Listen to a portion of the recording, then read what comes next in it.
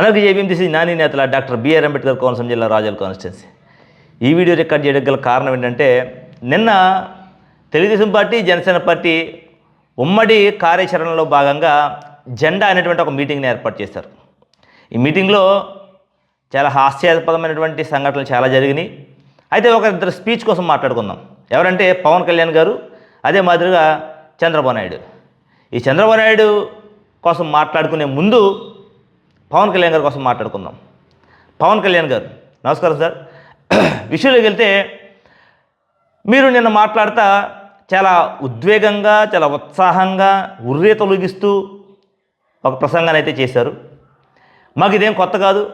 మీరు స్టేజ్ మీద ఊగడం, మీరు స్టేజ్ మీద అరవడం, మీ జుట్టుని ఇలా సవరవ్వడం, ఇవన్నీ మాకేం కొత్త కాదు.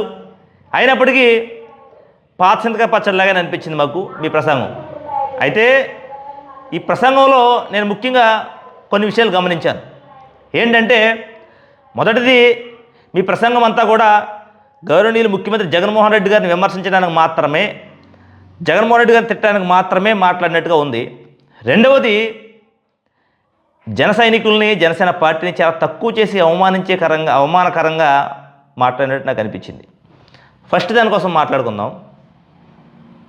జగన్మోహన్ రెడ్డి బాబాయిని మర్డర్ చేశాడు, చెల్లిని గోడకేసి కొట్టాడు, నాకు గుద్దలో గుణపం నింపాడు. ఏంటి సార్ ఇవన్నీ ప్రసంగాల్లో? మీరేం ప్రసంగం చేయాలో కూడా మీకు స్క్రిప్ట్ ఉంటుంది, దాన్ని కూడా మీరు రాసుకోరు. ఎవడో రాసిచ్చిన స్క్రిప్ట్ చదువుతారు. ఈ చదివే స్క్రిప్ట్ అయినా కొంచెం హుందాతనంగా ఉండాలి కదా సార్. అరిచేయడం, గోలెట్టడం, కేకలేయడం, గుండెలు బాదుకోవడం, ఇది ఒక ముఖ్యమంత్రి అవ్వడం కోసం పార్టీ పెట్టిన లక్షణం అనుకుంటున్నారా మీరు? అంటే ఆ లక్షణం అయితే కాదు. ఎందుకంటే మీరు ముఖ్యమంత్రి అవ్వడం కోసం పార్టీని పెట్టలేదు ఫస్ట్ ఆఫ్ ఆల్. ఎందుకంటే మిమ్మల్ని 2014 ఎన్నికల్లో మీ ప్రసంగాలు చూశాను నేను, 2019 ఎన్నికల్లో మీ ప్రసంగాలు చూశాను నేను, ఇప్పుడు 2024 కోసం మీరు మాట్లాడుతున్న ప్రసంగాలు చూశాను నేను. నేను ఒకటి అడుగుతూ ఉన్నాను సార్ పవన్ కళ్యాణ్ గారు మిమ్మల్ని, జన సైనికులను కూడా. అంటే మీరు మాట్లాడినటువంటి మాట అంటే వెంటనే మర్చిపోతారా సార్ మీరు? నాకు అర్థం కాదు. అంటే ఏదైనా ఒక స్టేట్మెంట్ ఇచ్చినప్పుడు, మనం ఇచ్చినప్పుడు ఆ స్టేట్మెంటు ఇంతకుముందు మనం ఏం మాట్లాడామనేది మర్చిపోతారా? లేకుంటే పూర్తి స్థాయిలో రాజకీయాల్లో లేకపోవడం వల్ల, అంటే ఒక అడుగు సినిమాల్లో, ఒక అడుగు రాజకీయాల్లో వేయడం వల్ల మీకు అవగాహన లోపం వస్తూ ఉందా అనేది నాకు చిన్న డౌట్ అని మనం ఉంది సార్. ఎందుకంటే నేను గతంలో చాలా చూద్దాం సార్ మీవి. అంటే ఈ ఒక్క సభ కోసం మాట్లాడలేదు సార్ నేను. ఏంటంటే గతంలో ఇంటర్మీడియట్లో బైపీసీ చదువునని ఒకసారి అన్నారు, సిఈసీ చదువునని ఒకసారి అన్నారు, ఆ తర్వాత ఎంపీసీ చదువుని ఒకసారి. అంటే ఒక ఇంటర్మీడియట్ని 3 గ్రూపులు చదివిన ఏకైక నాయకుడు మీరు ఒక్కరే సార్ నాకు తెలిసి. అంటే ఇక్కడ మీ చదువు కోసం, మీ క్వాలిఫికేషన్ కోసం నేను మాట్లాడడానికి ఈ వీడియో చేయట్లేదు సార్.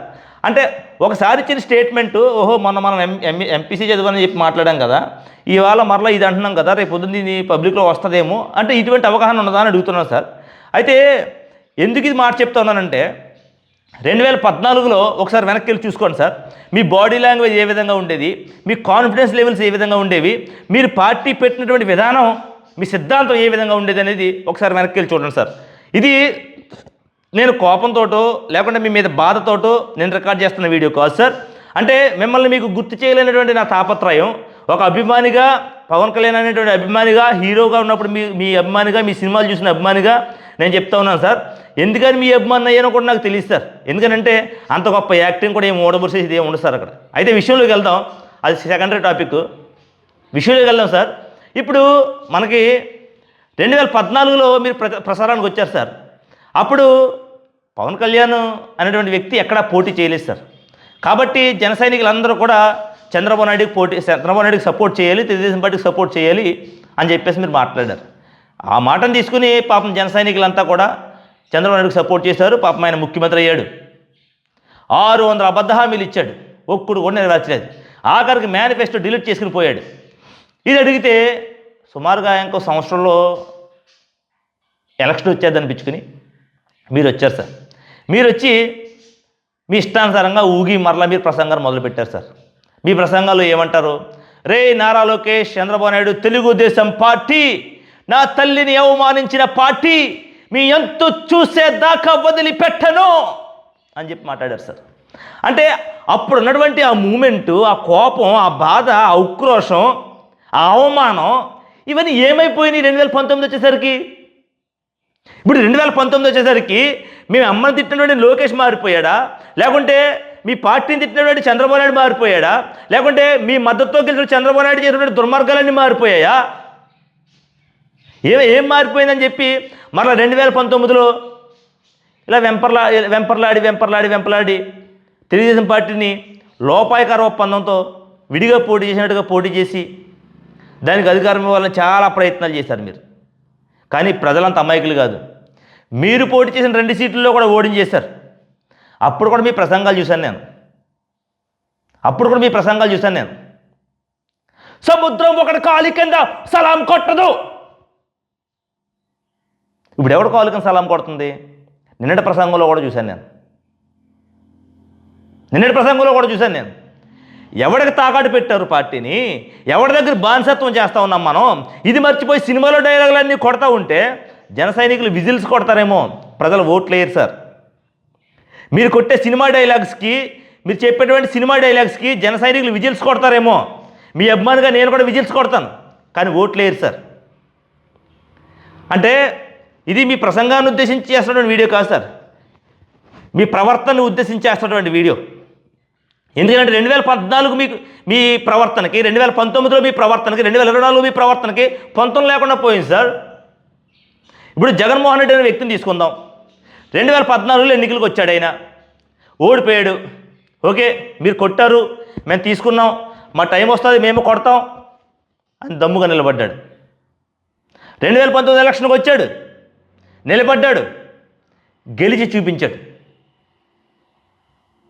మళ్ళీ 2024లో సిద్ధమని చెప్తా ఉన్నాడు. నేను చేసినటువంటి సంక్షేమం, నేను చేసినటువంటి అభివృద్ధిని ఇంట్లో ఉంటేనే ఓటేమని అడుగుతూ ఉన్నాడు. నేను మంచి చేశాను మీకు అని అనిపిస్తేనే ఓటేమని అడుగుతూ ఉన్నాడు.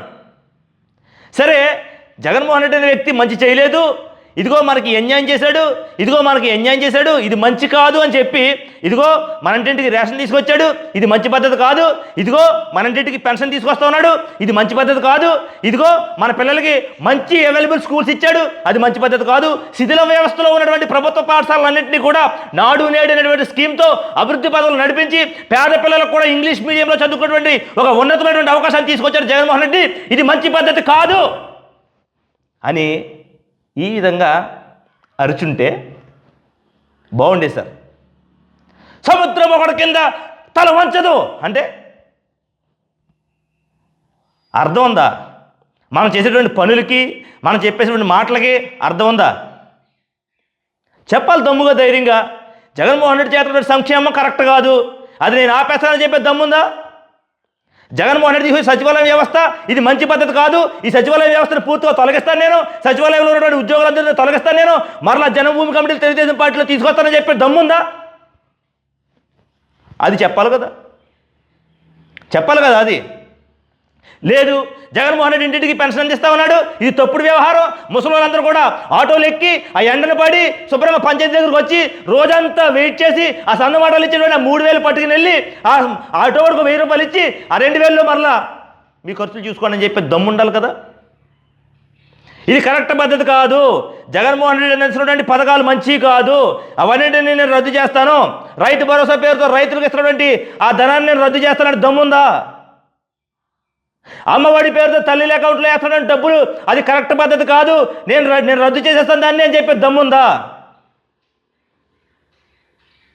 మీరు ఎలక్షన్కి వెళ్ళే ముందు మీరేం చేస్తారో చెప్పి ఎలక్షన్కి వెళ్ళాలి, కానీ చేసిన దాన్ని అభివృద్ధిని వదిలిపెట్టి, సంక్షేమాన్ని వదిలిపెట్టి, ఇప్పుడు నువ్వు దళితుల మీద దాడులు చేస్తున్నారని మాట్లాడావు, మరి దళితులకు చేసినటువంటి అభివృద్ధి కోసం కూడా మాట్లాడాలి కదా.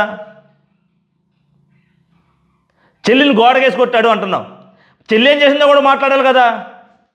ఆయన కుటుంబ వ్యవహారాలు నీకు ఎందుకయ్యా? నీ కుటుంబం సక్రమంగా ఏడ్చిందా? మన కుటుంబాలు సక్రమంగా ఏడితే పక్కోడి కుటుంబం కోసం మనం మాట్లాడాలి. గన్న పట్టుకుని మీడియా పాయింట్లు ముత్తిరిగినాడు ఎవడో. ఇలాంటివన్నీ మాట్లాడుకుంటే చాలా చిరాగ్గా ఉంటుంది. ఇవన్నీ టైం వేస్ట్ కబుర్లు ఇవన్నీ నాకు అనిపిస్తుంటుంది ఒక్కొక్కసారి. ఇలాంటి ఏదో కబురు చెప్పే ముందు అమ్మ జీవితం మాట్లాడాలన్న మూడు ఇంట్రెస్ట్ అన్నీ సర్వనాశనం అయిపోతున్నాయి నీ ప్రసంగం గుర్తొస్తూ ఉంటే. జగన్మోహన్ రెడ్డి అనే వ్యక్తి చేసినటువంటి అభివృద్ధి కనపడట్లేదు అన్నప్పుడు మరి ఆయన చేసినటువంటి సంక్షేమం కనపట్లేదు అన్నప్పుడు ఇదిగో జగన్మోహన్ రెడ్డి అమ్మఒడి అని చేతితో డబ్బులు ఇస్తున్నాడు, వాటిలో మనం రద్దు చేద్దాం, మనం వేరే ఏదో చెల్లివాడు అక్కడో ఇద్దామని చెప్పి ఎలక్షన్కి వచ్చి దమ్ముందా నీకు? అది లేదు మనకి. జగన్మోహన్ రెడ్డి మంచి చేస్తేనే ఓటేమన్నాడు, ఇది మంచి కాదు జగన్మోహన్ రెడ్డి చెప్పే దమ్ము మీ దగ్గర ఉందని అడుగుతున్నాను నేను. మీ ఇంట్లో మంచి జరిగితేనే మీ బిడ్డని ఆశీర్వదించండి, మీరు నాతో నడవండి అని చెప్పేటువంటి దమ్ముగా స్టేట్మెంట్ ఇస్తున్నాడు జగన్మోహన్ రెడ్డి. జగన్మోహన్ రెడ్డి చేసినటువంటి మంచి అది మంచి కాదు, జగన్మోహన్ రెడ్డి చేసినటువంటి అమ్మఒడి మంచిది కాదు, జగన్మోహన్ రెడ్డి చేసినటువంటి రైతు భరోసా మంచిది కాదు, జగన్మోహన్ రెడ్డి స్కూల్స్ డెవలప్మెంట్ చేసేది మంచిది కాదు, జగన్మోహన్ రెడ్డి ఇంగ్లీష్ మీడియం స్కూల్లో పిల్లలు చదివిస్తారు అన్నాడు, పేద పిల్లలు అది మంచిది కాదు, పేద పిల్లలు తెలుగు మీడియంలో చదవాలి, మా పిల్లలు మాత్రమే ఇంగ్లీష్ మీడియంలో చదవాలి. ఇలాంటి స్టేట్మెంట్ ఇచ్చే ఎలక్షన్కి వచ్చే దమ్ముందా పవన్ కళ్యాణ్ గారు? మీకు దమ్ముంటే యూ క్యారీ ఆన్, వెళ్ళండి ఎలక్షన్కి, ప్రజలే బుద్ధి చెప్తారు. జనసేన పార్టీ కోసం ఇక సెకండ్ టాపిక్లోకి వెళ్తే జన సైనికుల కోసం మాట్లాడుతున్నాడు ఈయన. మన దగ్గర 10 నుంచి 1000 నుంచి 800 మంది పోల్ మేనేజ్మెంట్ చేసేటువంటి 10 నుంచి 800 మంది కార్యకర్తలు మనకున్నారా అని మాట్లాడుతున్నాడు పవన్ కళ్యాణ్. ఏం తెలుసా జన సైనికుల కోసం నీకు? నువ్వు జనాల్లోకి వచ్చి జన సైనికులతో పాటు తిరుగుంటే నీకు తెలిసేది కదా జన సైనికుల యొక్క కష్టం. నీ పార్టీ 130 స్థానాల్లో పోటీ చేసావు, రాజోల్లో మాత్రం నీ పార్టీ గెలిచిందంటే జన సైనికులు ఎంత కష్టం ఓడ్చారో, ఇక్కడ ఎంత చెమట ఓడ్చారో తెలుసా నీకు? తాపీ మేస్తులు కూడా ఇంట్లో డబ్బులు పట్టుకొచ్చి పార్టీ కోసం ఖర్చు పెట్టేటువంటి కార్యకర్తలు తెలుసా నీకు? భోజనాలు పెట్టగలరని అడుగుతా ఉన్నావా? నీవు బానిసత్వం చేస్తూనే ఉన్నావు, చంద్రబాబు నాయుడు చేయి. ఎందుకు కార్యకర్తలు అంత తక్కువ చేసి మాట్లాడడం? ఇవాళ దళిత కాన్స్టిట్యూన్సీలో కోట్ల రూపాయలు ఖర్చు పెట్టుకుని పాడైపోయాడు దళిత నాయకులు ఎంతమంది ఉన్నారు తెలుసా నీకు నీ పార్టీ కోసం? ఇవాళ కాపు సామాజిక వర్గంలో ఎంతోమంది నాయకులు ఎకరాలు భూములు అమ్ముకుని నీ పార్టీని ఈ 10 సంవత్సరాల నుంచి పోషించిన నాయకులు ఎంతమంది ఉన్నారో తెలుసా నీకు? ఇక చంద్రబాబు నాయుడు ఇచ్చినటువంటి ప్యాకేజీ కోసం వాడికి పార్టీని తాకాడు పెట్టి కేవలం 24 సీట్లు మాత్రం నువ్వు తీసుకుని ఇవాళ జన సైనికుల్ని, కాపు సోదరుని, కాపు సామాజిక వర్గాన్ని అవమానించింది నీవు పవన్ కళ్యాణ్. మీరు మరలా జగన్మోహన్ రెడ్డి కోసం మాట్లాడడం, నీ పార్టీ కోసం ఎకరాలు భూములు అమ్ముకున్న వాళ్ళు రోడ్ల మీద పడి ఏడుస్తూ ఉన్నారు. ఇవాళ వాళ్ళ పరిస్థితి ఏంటో ఆలోచించండి. ఉన్న ఆస్తులు అమ్ముకుని రోడ్ల మీద పడ్డ వాళ్ళ పరిస్థితి ఏంటో ఆలోచించండి. కన్నీళ్లు కార్చినటువంటి వేరే మహిళల పరిస్థితి ఏంటో ఆలోచించండి. ఈ ఆడబిడ్డలు ఉసురు తగలకపోదు మీకు. ఒక రాజకీయ సభలో మాట్లాడినప్పుడు, ప్రజలను ఉద్దేశించి మాట్లాడినప్పుడు మీకు నేను ఈ హామీ ఇస్తా ఉన్నాను, మీ కొరకు నన్ను అధికారంలోకి తీసుకురండి, నేను మీ కొరకు ఈ పని చేస్తాను, నన్ను అధికారంలోకి తీసుకురండి, ఈ ఉమ్మడి అభ్యర్థత్వాన్ని బలపరచండి, నేను మీకు ఈ సంక్షేమం చేస్తాను, ఈ అభివృద్ధి చేస్తాను, ఇది కదా మాట్లాడాలి. ఇది మానేసి జగన్మోహన్ రెడ్డి బాబాయి గొడ్లో గోడకేసుకుంటాడు, నా గుర్తులో గుణపం దింపాడు. ఏంది పవన్ కళ్యాణ్ గారు ఇది? కొంచెం పరిణితి చెందినటువంటి రాజకీయాలు చేయమని కోరుకుంటూ నేను మీ నాని నేతల డాక్టర్ బిఆర్ అంబేద్కర్ కోనసీమ జిల్లా రాజోల్ కాన్స్టిట్యున్సీ. ఖచ్చితంగా మరొక వీడియో చంద్రబాబు నాయుడు ప్రసంగం మీద మాట్లాడుకుందాం. Thank you.